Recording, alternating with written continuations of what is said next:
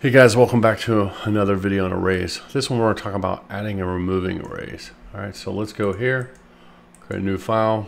We'll call add removing arrays.html. Alright, so let's copy the stuff that we have over here, at least the shell of it. So I'll have to do it again. And I'll just paste it here.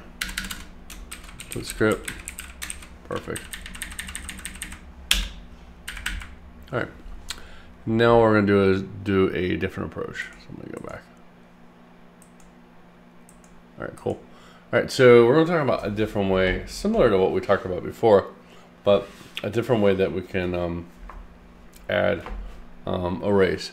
So what we'll do is we'll start off, we'll create a variable, and we will call it teams. I love teams. We'll do equals, and we'll do an open and close bracket. Okay, so what you've learned previously, we declared that we could do an empty variable what doesn't have a value, but you can assign the value to whatever you want to, and that's what we're doing here. We're saying that, hey, teams is going to be an array, so now we're going to talk about how to set a value for 0, 1, 2, 3, and so forth. Okay, so how will we do that? So we'd come down here, and the first thing that we do is we'd say teams, and then you do your left bracket, the value is 0, and then you put equals what? We'll do the equal. So we'll say Steelers, and then close it, and then we'll do teams 1, and we'll say equals. Now we'll talk about Penguins. Okay, so now we're doing another team, teams 2 equals, what's the other team? Riverhounds, right? Riverhounds. Perfect.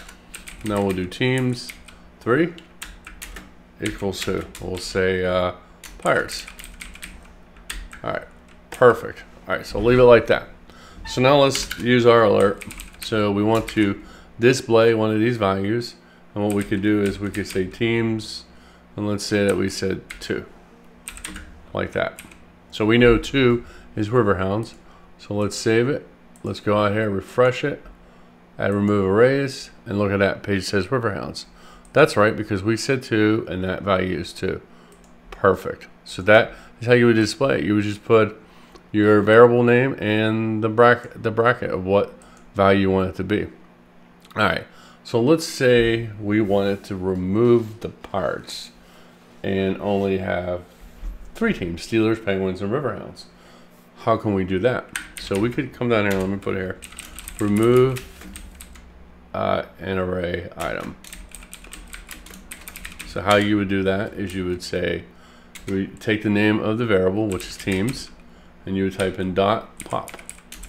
What pop does is it takes the one out that you want. It'll take the last one out of the list. So in this case, it's going to take the last one and only leave these 3. So how can we tell? We know that, let's do this, let's change this to 3. We know that value 3 equals Pirates, right? Now once we remove it, it's gonna have we're gonna alert 3, and what should happen is we should get value should say undefined. Because what's going to happen is the first time we display it, it's going to pick it up because we didn't pop it out, and it says undefined. And the next time that after we pop it out, it's going to say, oh, number 3 is undefined because there's no value associated with 3 because we took it out. So let's hit this, Pirates, as we said, hit OK. Guess what? Undefined. And the reason it says it's undefined is because we took it out by using the pop. Okay. Now, let's say we took it out, we did number 3, but now we want to add a new value, a new team.